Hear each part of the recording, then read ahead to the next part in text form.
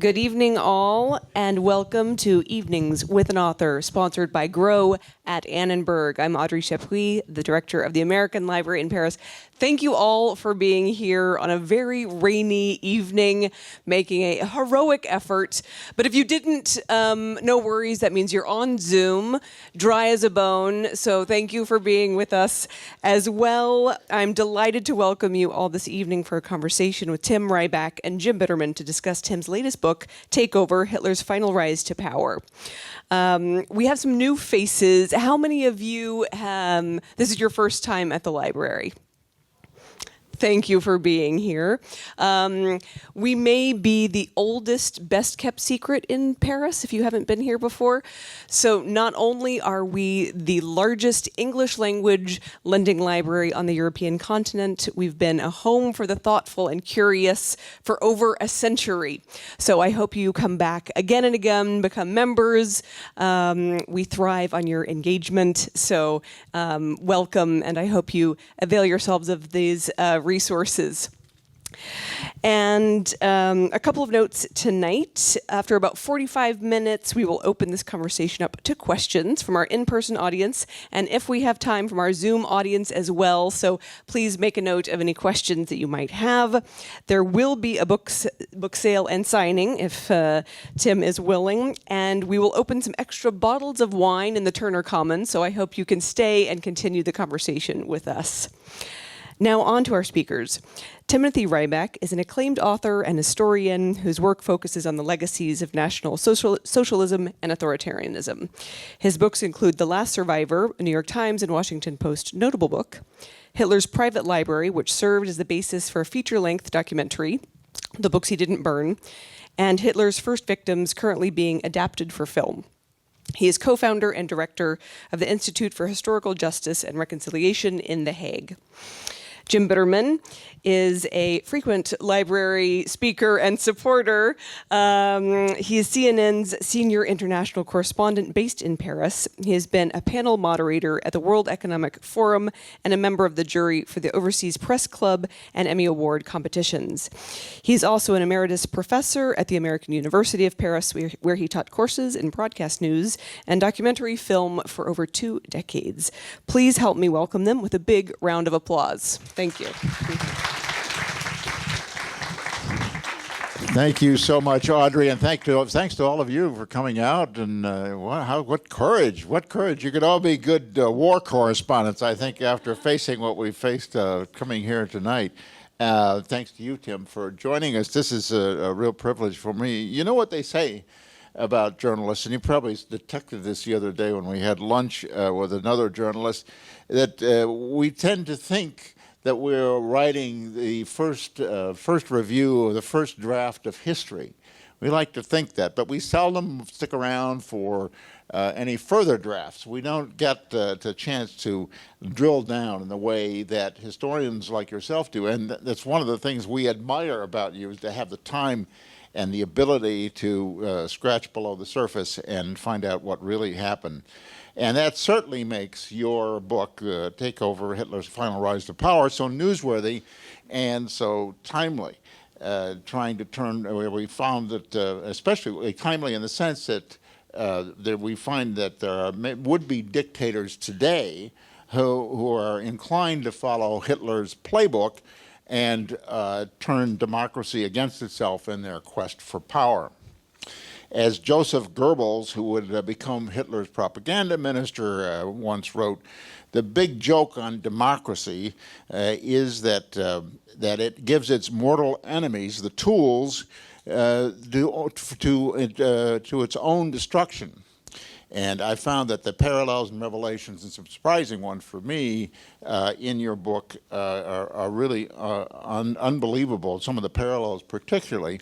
And so I thought in that light that maybe you could start off by telling me and telling us what your editor told you about drawing too many parallels between the current situation and back then. Okay, well, thank you, Jim. Thank you, everyone, for making it through this storm to the library tonight. Yeah, let me actually answer your question with a pre-question, and one that preceded that. A good friend of the American Library here in Paris is Adam Gopnik, and he wrote one of the early reviews of my book, and he began it with a question related to this, which is, why another book on Adolf Hitler, which for an author has got kind of terrifying first opening to it. He actually then went on to say, yes, this book is not only timely and necessary, but it is wise and inspired. The wisdom and the inspiration belong not to me, but to the editor at Knopf, who took me to task on the early version of this book. My initial idea for it, I had studied and taught on Weimar and Nazi history for a decade, and the resonances were really quite striking. I then decided, wow, why don't we tell this story and let us see the present reflected in the past, or the past reflected in the present. So I began drawing these parallels, submitted an early draft of it, and he basically wrote back and said, knock it off. He said, you know what? This is a piece of history. It needs to stand on its own. He said, if the parallels are there, they'll be obvious to the to the reader. So just leave it at that. So it was. But they are irresistible parallels, and I mean, let's start off with one of the ones that's certainly there, and that is tell a big lie, don't back down, and double down. Hitler did that repeatedly. Yeah, Hitler was astonishing with, you use that term double down. I don't know if I use it in the book, but you see the modality for responding to any kind of infraction, any kind of offense, never an apology, and simply doubling down on it again and again and again. Another striking parallel to me when I was reading the book was the way Hitler was underestimated. The politicians of the day were making fun of him. Hindenburg, Paul von Hindenburg, who was the president, swore he'd never make Hitler the chancellor and called him that Bohemian corporal, and said if he named him to any position, it would be postmaster general, because that way he can lick me from behind on my stamps. But in the end, exhausted and 86 years old, von Hindenburg, in fact, did indeed name him to be chancellor, and that led to what we know Hitler became. But in any case, what about that idea about underestimating someone like that, and the kind of thing that may be going on today about underestimating? Yeah. Well, Jim, I guess I take this back to your remark about journalists offering the first draft of history. And what I might say is the first draft may actually be the best draft for understanding how things happen. It's the job of a historian to tell us how we got from where we were to where we are. And in order to do that, you have to sort through all the pieces that journalists leave behind, or meeting protocols, letters, diaries, and you begin to construct a narrative that helps explain how historical events actually happened. Well, what that does is sort of lends a sense of historical inevitability to any event, so it seems that this is the only outcome.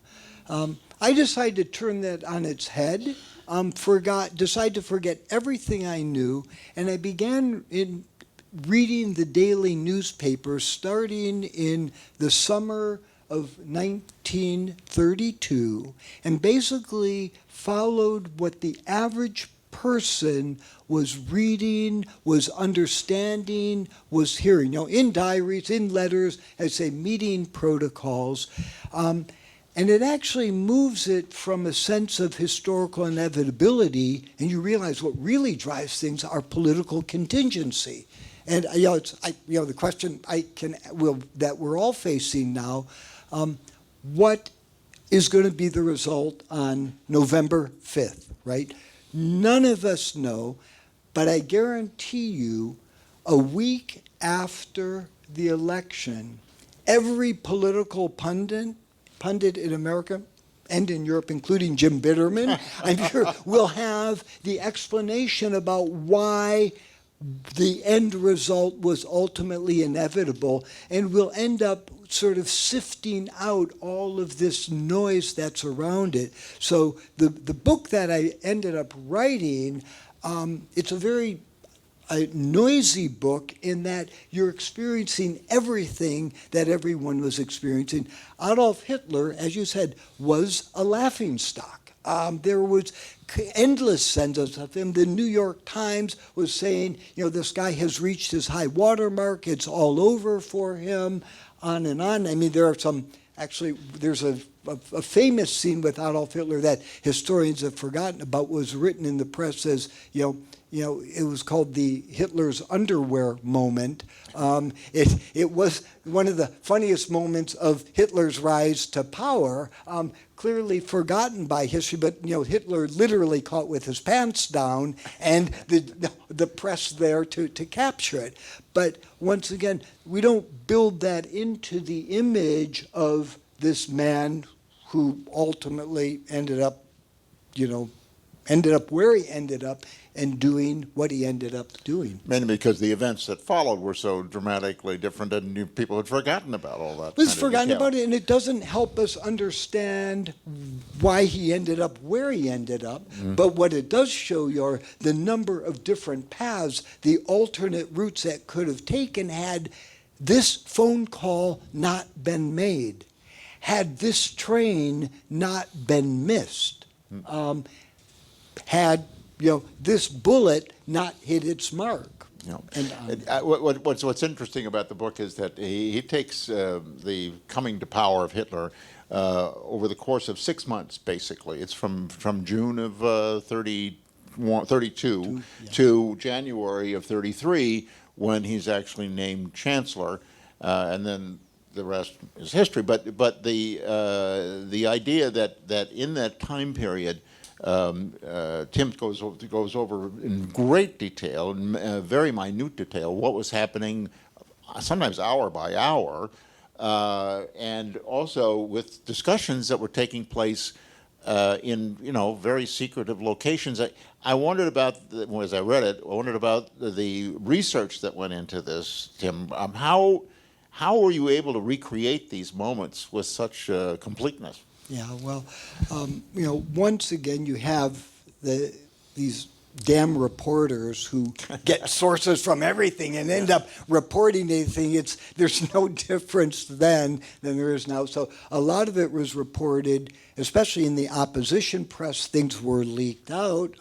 There was a lot of fake news floating around, but you're able to get that. There are daily diaries. There are meeting protocols which have now been published. Some things that had been, quarantined or classified have been opened up. So it did require a tremendous amount of research, but there is also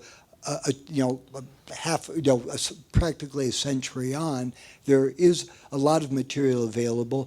But also, this is the point, a lot of material that has been overlooked by historians because it doesn't fit with this narrative of Hitler's inevitable rise to power. Mm-hmm. And one thing, one of the diaries that you quote from repeatedly is the Goebbels diaries. Do they just exist in a library somewhere, or how did you find them, and are they widely available? Yeah, Joseph Goebbels, as you mentioned, became Adolf Hitler's minister of propaganda. But what he was at the time was this kid, had gotten a PhD in literature, but this 29-year-old lost soul couldn't hold down a job, and he got hooked up with this guy and began recording day by day everything that was going on in great detail.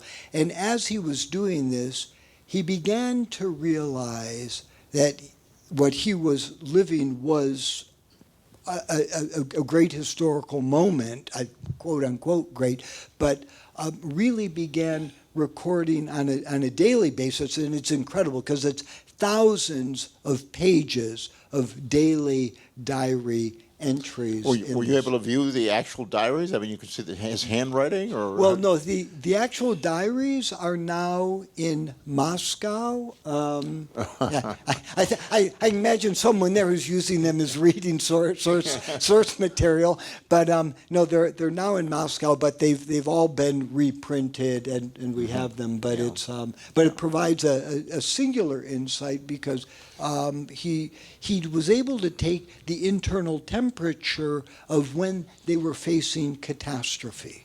And what's interesting is you read this diary entry and he's going, we're bankrupt. We're hemorrhaging membership. The party's on the verge of collapse. And then you look at Hitler out there giving a speech and saying things have never been better. Right. We're swinging money. We're on the edge of victory. And you just you're able to sort of look at these contradictions and what was going on. Along with this, as you mentioned, this this doubling down with Hitler in particular, this endless sense of I think Hitler did. I think he saw some realities, but I think he reached a point where he did convince himself of what he was actually saying, and began living the lie. But this is where, once again, Goebbels' diaries provide just a fascinating insight into the literally the day-by-day events there.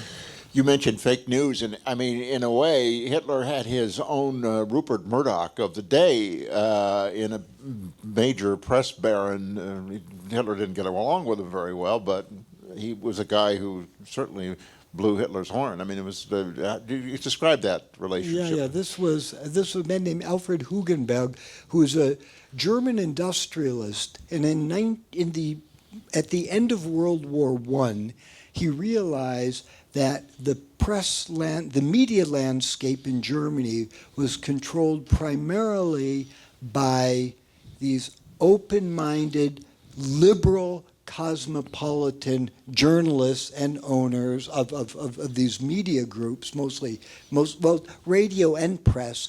And Hugenberg decided to create a media group to counter this cosmopolitan liberal narrative that was out there. So he ended up owning or controlling about 1,600 local newspapers around the country, and simply began flooding the public space or the readership with what we would call fake news. I mean, my favorite story was clearly he was anti-Semitic. Clearly he was against the Treaty of Versailles. Clearly he was an ultra, right-wing nationalist.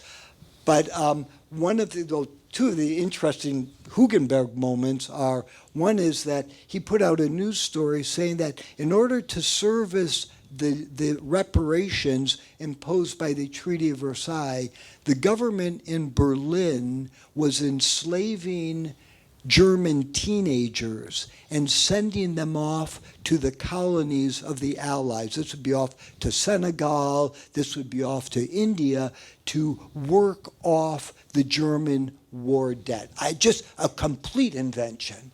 And his other was to put forward a referendum, and this became people had to vote on this, which was a public referendum calling for the abrogation of the Treaty of Versailles and all the provisions related to it. And then the final clause in it was that any signatory to the Treaty of Versailles, German signatory to the Treaty of Versailles, and any German government official who was involved with the implementation of the provisions of Versailles should be tried for treason and executed. And once again, this was actually put to public vote, and his idea was to flood the space with fake news, but to also get wedge issues there that you had to, you had to vote either yes or no on whether or not, the Germans should continue, adhering to the provisions of the Treaty of Versailles. And the idea was to hollow out the center, polarize the public, because, and this is where Hitler's people, as well as Hugenberg, they actually understood how democracies function incredibly well. And what Hugenberg, he felt that if you could hollow out the center and could, force this polarization of the public, the democratic structures would collapse on their own accord. And once again, and this is actually, coming back to Paris, there was a wonderful member of the French Conseil d'Etat, Roger Herrera, who was a great human rights lawyer. But as a young man, he interviewed Hannah Arendt. And the interview was published, and what Hannah Arendt had said was that, this goes back to the big lie, the purpose of the big lie is not to actually have you believe in a single thing or to undermine a single truth, but to make it impossible to determine what is real and what is unreal.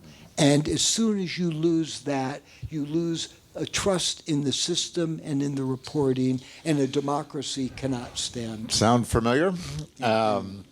Anyway, you mentioned Versailles, the Treaty of Versailles, and one of the things that I found interesting and I had no idea about, I knew about the reparations, and there was a great deal of grievance politics in Germany at the time, especially among the soldiers like Hitler in World War I, who felt they'd been betrayed, etc., but also the reparations, $500 billion, the equivalent today of $500 billion of reparations demanded by the Allies from Germany. But the thing that struck me was another requirement of the Treaty of Versailles was that the German Bundeswehr, the army, was limited to 100,000 soldiers. And that led to the growth of militias, armed militias. Can you explain that a little bit? Yeah, that was, as you said, the German military was restricted to 100,000.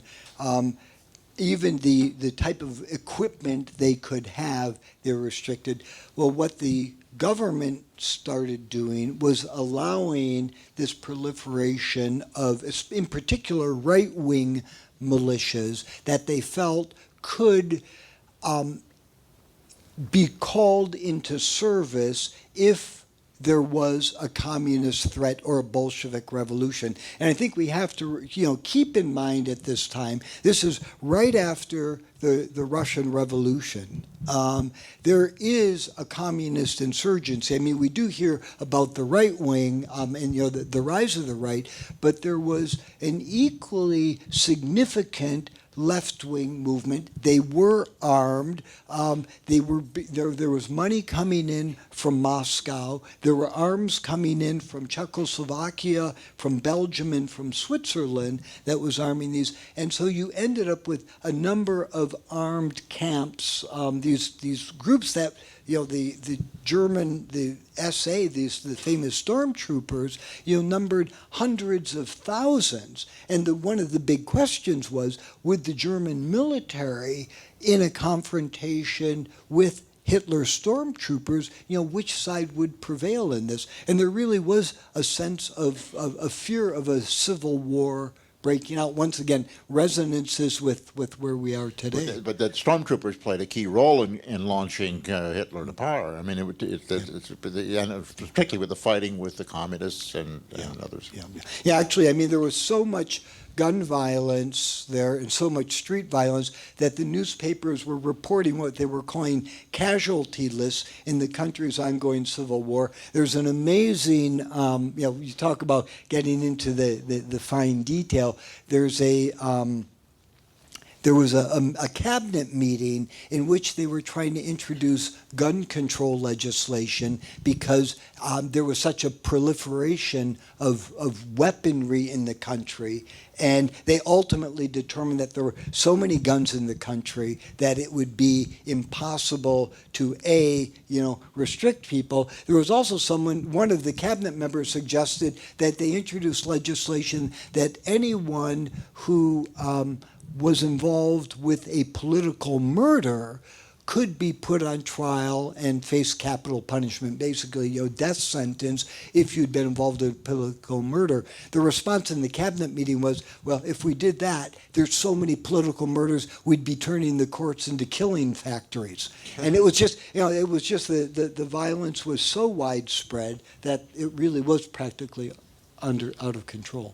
You make the point several times that, and this is the whole idea of manipulating democracy to launch Hitler into ultimate power, that he really didn't get that much of a popular vote. He did run for office several times without success. Yeah, Hitler's political math is amazing on this, and Hitler really did just preach to his base. He never, in an open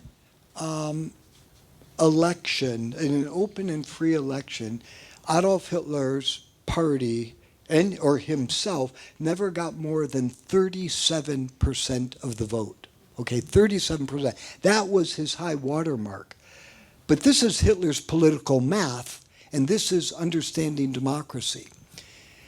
Hitler said 37% is 75% of 51%.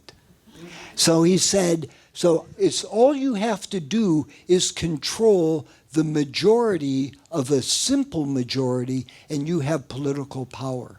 And I think when you talk about resonances between contemporary politics, when you guys and the press goes on and on and on about Trump just preaching to his base. Well, Trump knows that his base is just north of 30%. If you have north of 30%, you in a democratic system, you have the majority of the simple majority, and that's what Hitler used to incredible effect. I mean, he led to legislative gridlock, essentially. Well, yeah, that was the other thing, is that's exactly what he basically,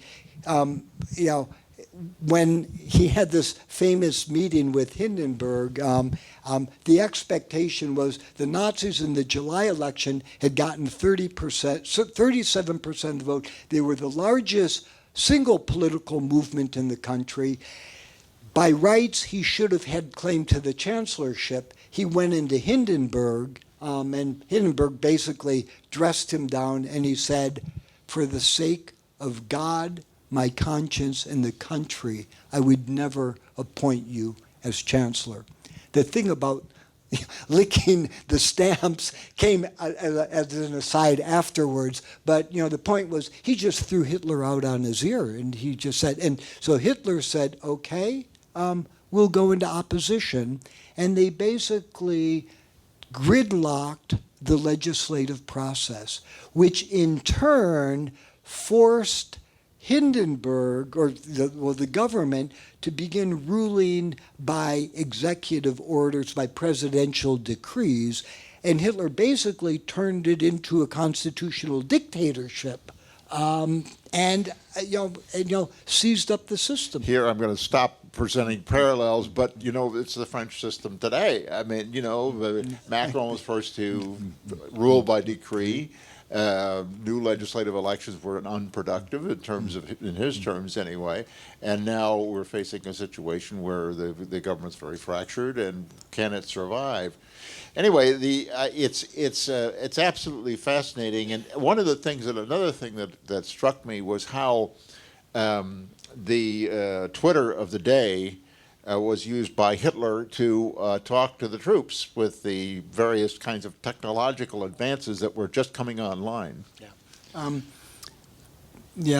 Hitler was banned from the Twitter of the day because of his antagonism, his racism, everything. So he was banned from the radio, which is what everyone listened to in the day.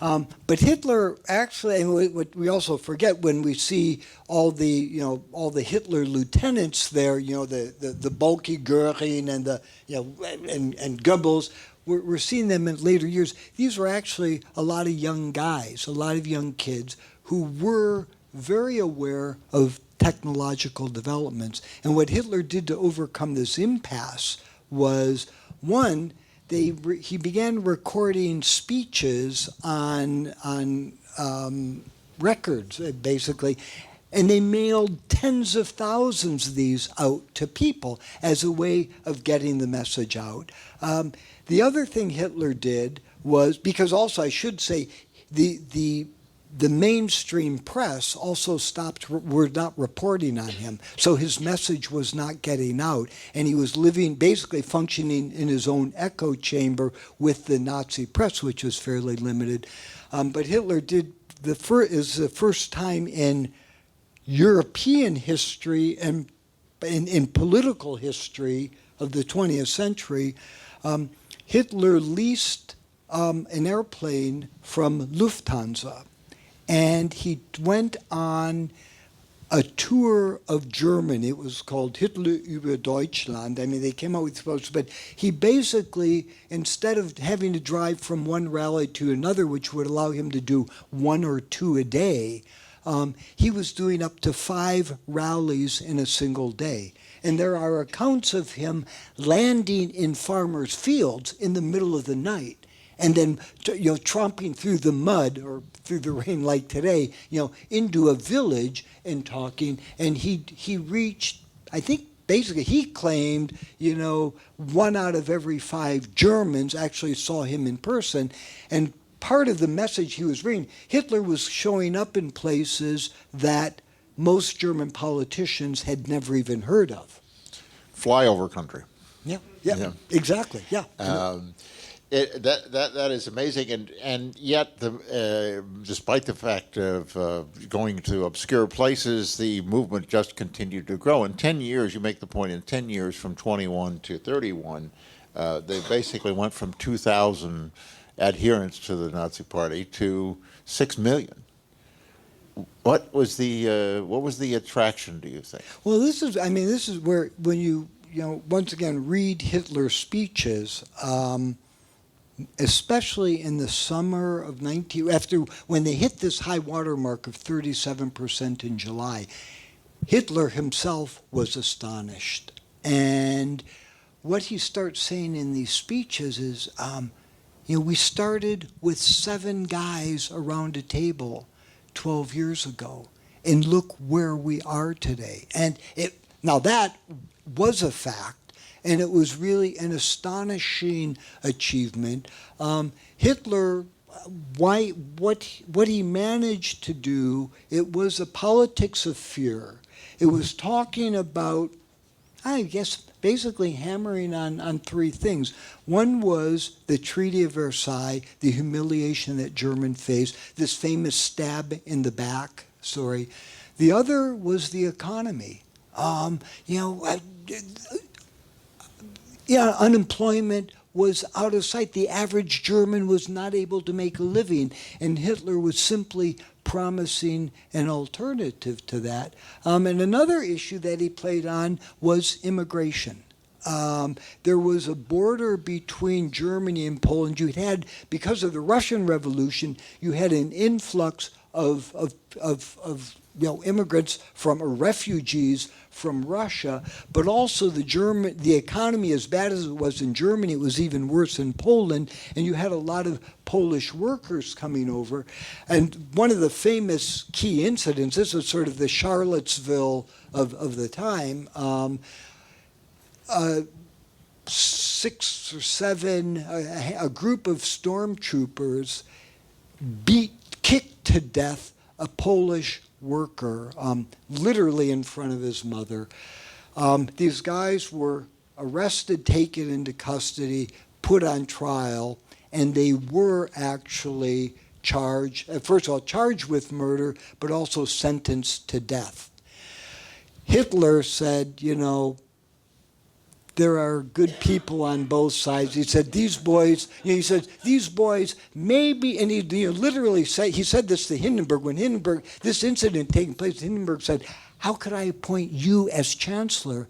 And he said to Hindenburg, you have to understand, these guys got a little excited, but, the communists were threatening them. The police don't protect us, and we have to have a little understanding for where these guys are. Hitler then went on the campaign trail when they were convicted of this crime and sentenced to death. Hitler said, as chancellor, under my chancellorship, no German life would ever be placed below that of a foreigner. I should turn around. No foreigner's life would ever be placed above that of a blood German. And one of the first things he did when he became chancellor, these are these details we forget. He was appointed chancellor on January 30th. Within a month, he had actually exonerated those guys. Hindenburg really didn't want to appoint Hitler to the chancellorship, but he eventually was forced to in January of 1933. And in a way, when you read the narrative, you get the impression, first, that it was just a smooth progression, but also, there's the narrative maybe in the printed press of the time, but when you detail it in the book, he had a lot of enemies within the German Republic, but also, was it a republic? Yeah, Weimar Republic. Yeah. So within the German state, but also within his own party. He had enemies that he didn't trust, including some of his top people. This is, once again, this is what one forgets. There were actually two leaders of the National Socialist movement. There was a guy named Adolf Hitler, and there was a guy named Gregor Strasser. Hitler was in the party was called the National Socialist Workers' Party. Hitler was the nationalist. Strasser was the socialist, and he really was sort of bred for the people. He was a committed socialist, and they decided to divide up the country. Strasser took care of the political situation in the north of the country. Hitler did the south. One reason being, as we know from Hitler's rhetoric, this fanatic, rhetorician. The northern Germans are a pretty cool group of people, and they didn't understand this, hot-headed Bavarian. Strasser knew how to talk to North Germans, and actually he's the one who really built up the National Socialist movement in the North. So you actually had a division within the party, and it was both Gregor Strasser and Adolf Hitler. We've forgotten that because, we'll get to that, what happened to Strasser. But basically, this was someone who commanded as much respect among the party writ large as Adolf Hitler, and Strasser was a moderating figure. He wanted to create coalitions, ally with other right-wing groups, in order to form a legislative, force in the middle. And Hitler wanted nothing of it. He says, we've got our 37%. I'm going to browbeat. I will compromise. I'll browbeat, or I'll destroy anyone who is not part of our 37%. And I think that brings us to what I'd like you to do now, would be to read from your postscript. And this is what happened starting the day after that Hitler was named chancellor. Is that right? The process began. When you talk, one of the parallels I left out was there's, in the American political scene, there's talk about political vengeance. There's talk about we'll haul out the guillotine. There's talks about heads will roll. That was Hitler's exact rhetoric. He said, once we're in power, heads will roll. And what you're talking about here the is first heads were in his own party. is the first heads to roll were his closest associates and the people who actually built him up and made him who he was. So this is the postscript to the book. Well, actually, I use the epigraph to it comes from Shakespeare's King Lear, Act 5, which is, "The laws are mine, not thine." And well, here we are. And I should also mention, Harry Kessler is one of the most colorful figures in the world. He was a German count who spent half of his time in Berlin and the other half in Paris, knew André Gide, knew Astrid Maillot. I mean, he knew everybody who was anybody and bounced around. And I use his diary entries because I threw out the sort of this motif through there because he's just such a colorful character and ended up in actually so many wonderful places. He wrote a lot of the things from Théo-sur-Mer down on the Côte d'Azur. In any event, so here we are. Harry ends up in Mallorca because when Hitler comes to power, he knows he's got to be the first person out, so he heads out. But here we are then. Okay. In June 1934, Harry Kessler was renting a villa with a garden and a view of the sea just outside Palma de Mallorca when he learned that Kurt von Schleicher was dead. Schleicher was one of Hitler's key enablers. Schleicher had been on the telephone with a friend around 10 o'clock in the evening when there was a knock on the door. Schleicher set the phone down. The friend heard Schleicher open the door and say, "Jawohl, ich bin General von Schleicher." Gunshots followed. Schleicher's wife rushed into the foyer. She was gunned down. In those same hours, Gregor Strasser, this man who was, Hitler's partner in the party, where was I? In those same hours, Gregor Strasser was taken into custody, placed in a jail cell, shot in the neck, and left to bleed to death. Ernst Röhm, the head of the stormtroopers, was handed a pistol and ordered to shoot himself. "If I'm to be killed, let Adolf do it himself," Röhm replied. He was shot dead on the spot. Murder of Röhm, Schleicher, and his wife, Gregor Strasser, along with many other Hitler opponents, Kessler noted in his diary, shot by the SS, allegedly to prevent a coup. The weekend bloodbath, known as the Night of the Long Knives, was precipitated, according to John Wheeler Bennett, by a final and colossally misconceived Schleicher intrigue. Schleicher had allegedly approached Röhm about reconstituting the Hitler cabinet with Schleicher as vice-chancellor and Röhm as minister of defense. Brüning, as a previous chancellor, Brüning and Strasser were to be foreign and economic minister respectively. Papen, Göring, and Neurath, those were all members of the Hitler cabinet, were to be dismissed. André Francois Poncet was said to have assured French approval of the killings.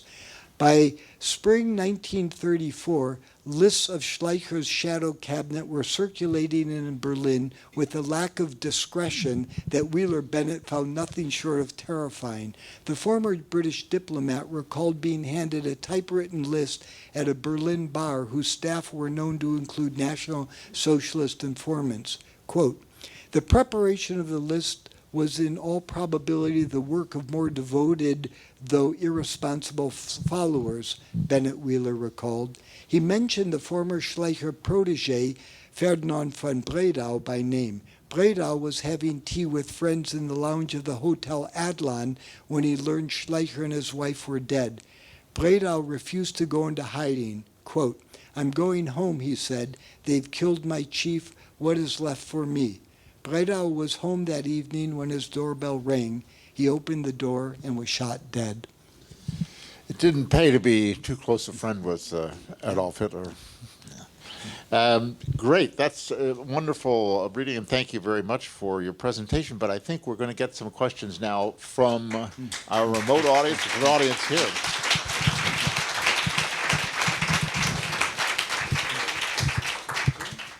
Who will ask the first question?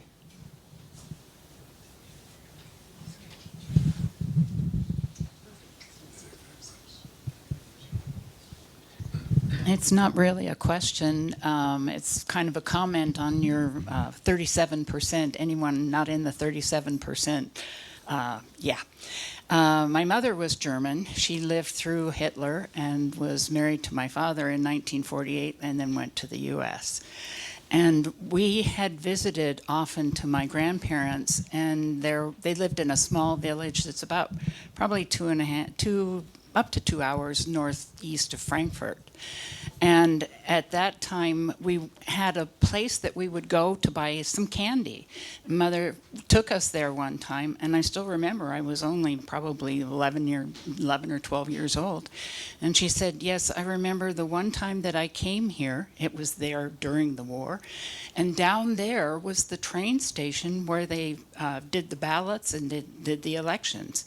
And she said, one day I saw 2 guards come and beat an old woman almost to death, she said.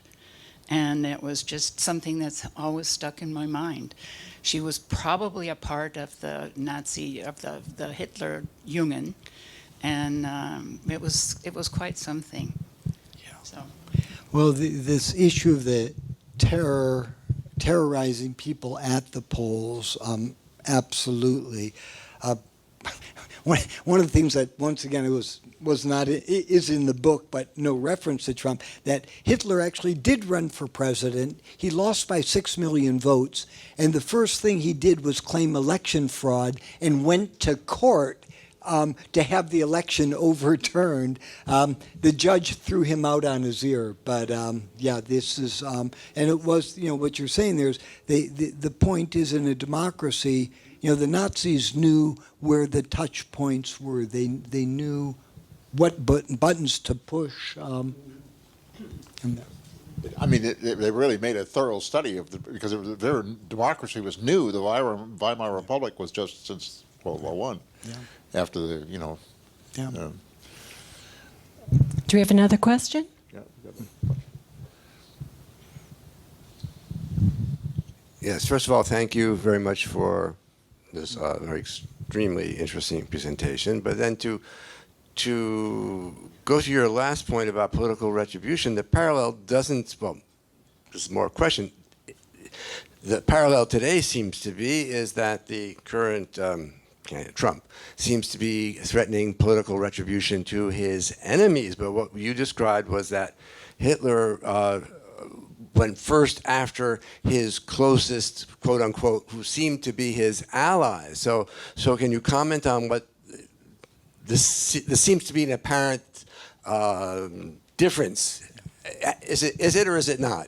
Well, yeah, this is from Hitler's point of view. You are with me 100% or you're against me. And the point was, Strasser was a National Socialist. He was not a nice person, mind you, but he was within the party. Hitler viewed him as a political threat. He did not agree with everything Hitler said and told Hitler to his face, which made him an enemy. And this is the point, with Hitler and his fanaticism, there was no nuance. There is no gray zone. You're either with me or you're dead, or in a concentration camp, as it were. Yeah, but it's it wasn't so much a contradiction, but it's this absence of nuance.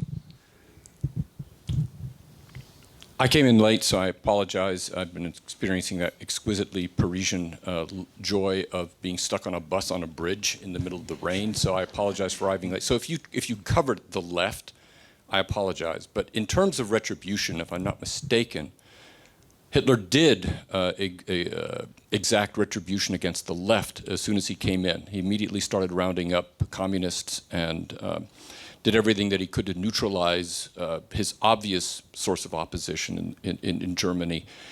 And that leads me to a question, because I think this has large ramifications throughout sort of the Western world as we deal with the rise of the far right. Do you think, given Germany's political makeup at that time, that it was ever possible, had the communists and the social democrats been able to come together, would it have ever been possible for the left to blunt the Nazi surge, given the political complexion of Germany at the time? A very short answer. Absolutely. Now comes a slightly longer one. No question about it. The great failure was the fracturing on the left. Had the communists, the social democrats, and some of the left centrist parties gotten together, they would have had that 51% majority in the legislature, in the Reichstag.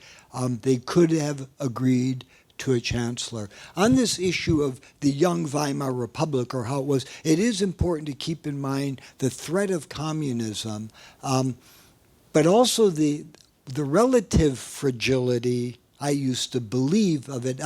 Back in the day, many years ago, I taught a course in Weimar Nazi Germany at Harvard University, and one of the things I used to tell the undergraduates was I used to compare, 200 plus years of American democracy with just 12 years or 12 and a half years of German democracy, their first attempt. And the person I used to cite was a very good authority. His name was Hans Frank, who was Adolf Hitler's private lawyer, but also became the Governor General of Nazi-occupied Poland, was hanged at Nuremberg for his complicity in Nazi atrocity. But right before Hans Frank was hanged, this is a lawyer speaking, he said, we Nazis came to power at the only moment when it was possible. Had we tried a decade earlier, the Germans, people would simply have gone back to the Kaiser. Had it been 10 years later, you would have had a full generation of Germans imbued with democratic values. But we came at this perfect moment when they were too far from the past to retreat to the Kaiser, not far enough in the future to save themselves into democracy. Now that's what I told back in the 1980s, used to tell Harvard students. I look at how naive that assessment was when I look at America today, and it does leave one unsettled and bewildered. But back to your point, the